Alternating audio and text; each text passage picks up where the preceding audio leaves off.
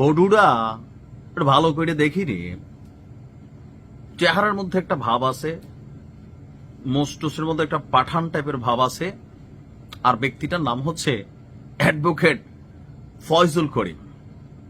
কলিজা এই মুহূর্তে সারা বাংলাদেশে এত 15 বছর যারা আওয়ামী লীগের নাম টাম নিয়া বা বিভিন্ন পদ কমিটি বাগাইয়া সুবিধা নিছে, লুটপাটও চালাইছে, নৈতিক অনৈতিক কর্মকাণ্ড অনেকেই করছে, সবাই এখন ধরেন আওয়ামী লীগের ট্যাক্স সরাইয়া বিএনপি হওয়ার জন্য যখন প্রচেষ্টা চালাচ্ছে, তখনই ব্যতিক্রম এক ঘটনা ঘটল। আমাদের গতকালকে দেখলাম যে জিয়াউর রহমান সরকারের তৎকালীন সময়ে স্বাস্থ্য প্রতিমন্ত্রী ডাক্তার ফজলুর করিমের ছেলে বিএনপি নেতা অ্যাডভোকেট ফয়জুল করিম তিনি আওয়ামী লীগে যোগ দিয়ে বসলেন। আর সোশ্যাল মিডিয়াতে এটা অনেকে বলছেন যে ভুয়া, অনেকে বলছেন সঠিক, ঘটনাটা কিন্তু সঠিক। আওয়ামী লীগের নেতাকর্মীরা সামাজিক যোগাযোগ মাধ্যমে এই তথ্য দিয়েছে যে তিনি গত 20 সেপ্টেম্বর অনুষ্ঠিত জেলা বিএনপির সম্মেলনের আগের কমিটির সদস্য ছিলেন এবং জাতীয়তাবাদী আইনজীবী ফোরামের সাথেও যুক্ত ছিলেন। তো কেন আওয়ামী লীগের এই দুর্দিনে বিএনপি থেকে, যেখানে বিএনপি রাষ্ট্র ক্ষমতায় যাবে এক ধরনের নিশ্চিত অবস্থান আছে, তিনি কেন ভাই বিএনপি ছাড়া আওয়ামী লীগে আসলেন? তো তার একটাই বক্তব্য, আওয়ামী লীগ মুক্তিযুদ্ধের সপক্ষের দল, ধর্মনিরপেক্ষ, দেশপ্রেমিক আর নেতৃত্বটা 5ই আগস্টের পর মানুষের যে স্বপ্ন ছিল, চেতনা ছিল, 1 বছর পেরিয়ে গেছে, কিন্তু রাষ্ট্র সংস্কারের নামে সম্পদ ভোগ করার চেষ্টা চলছে, স্বাধীনতা বিরোধী শক্তিকে ক্ষমতায় বসানোর চেষ্টা চলছে। তাকে প্রতিহত করার জন্যই আমি আওয়ামী লীগে যোগ দিয়েছি।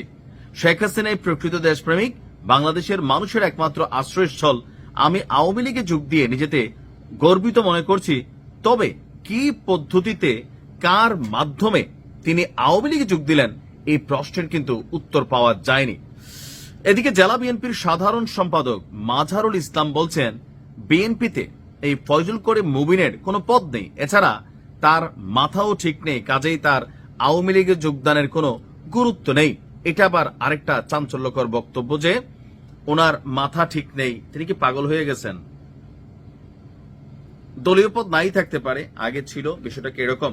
তো এই বিষয়টা নিয়ে সোশ্যাল মিডিয়াতে একটু ধরেন নানান বক্তব্য আছে যে তার এলাকা কোনটা, তিনি কোন এলাকার মানুষ।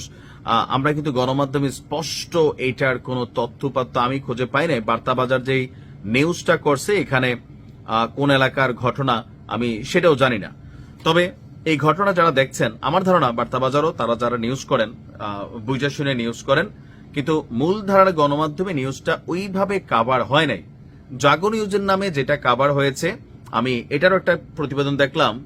এর পাশাপাশি প্রথম সারির গণমাধ্যম সমকালও আমি এই নিউজটা দেখেছি, তবে কোথাও বেশি বিস্তারিত পাইনি। তবে যতদূর আমি ঘাটাঘাটি করলাম যে ওনার বাড়ির সম্ভবত কিশোরগঞ্জে, তিনি কিশোরগঞ্জের বাসিন্দা। তো বাংলাদেশের অনেক জায়গায় এটা হয়। আমি বলি, এখন হয় কি, ধরেন বিএনপির যখন দুঃসময় ছিল, অনেকে বিএনপির পিছনে দৌড়াইছে, তাদের জন্য জেল খাটছে, জুলুম হয়েছে, মামলা হয়েছে, হামলা হয়েছে, কিন্তু এখন যখন ক্ষমতায় আসার একটা চান্স হয়েছে, বিদেশ থেকে, শহর থেকে উইরা উইরা প্লেনে করে টাকা ডলার, হ্যাঁ, ভান্ডেল নিয়ে এলাকার মধ্যে আসতেছে, পিছনে পাবলিক পাচ্ছে, আর সেন্ট্রালের সাথে বা উপরের মহলের সাথে যোগাযোগটা ভালো হচ্ছে, কমিটি টমিটি হয়ে যাচ্ছে। যারা ত্যাগী নেতা কর্মী ছিল তারা অনেকে জায়গা পাচ্ছে না, আর এজ এ রেজাল্ট অনেকের মধ্যে প্রচন্ড অভিমান। হয়তোবা তিনি তাদের মধ্যে একজন। কারণ আমি আওয়ামী লীগের সময় দেখছি যারা দলের ত্যাগী নেতা কর্মী, এদেরকে আওয়ামী লীগ দূরে রাখছে। চোর বাটপার, ম্যাক্সিমাম লুটপাটকারী, তারপর হচ্ছে ধরেন হাইব্রিড, এদের আধিপত্য দলের মধ্যে ছিল। এজ এ রেজাল্ট দিন শেষে যখন দলের দুর্দিন, তখন কাউকে খুঁজে পাওয়া যাচ্ছে না, কারণ তারা তো সুবিধা নিতে আসছে। তো বিএনপির মধ্যেও গেল 15 থেকে 17 বছর যারা মূল রাজপথের কর্মী ছিল, এই জিনিসগুলো আওয়ামী লীগ বিএনপিতে হয়, জামাতে কিন্তু এটা হয় না। আপনি দেখবেন জাতীয় পার্টিতে হয়, জামাতের এই জায়গাটা একটু ভিন্ন। তো স্বাভাবিকভাবে অনেক নেতা কর্মীর মনে ক্ষোভ থাকে, যার এত বছর রাজনীতি করলাম, এই করলাম, সেই করলাম, দিন শেষে এখন এলাকার মধ্যে একটা পোস্ট পদবি পাইলাম না, যা একদম আওয়ামী লীগে যোগ দিয়ে দিই, এরকমও হইতে পারে। কিশোরগঞ্জের কারা এই খবরটা জানেন, আর একটু কমেন্টে জানাবেন।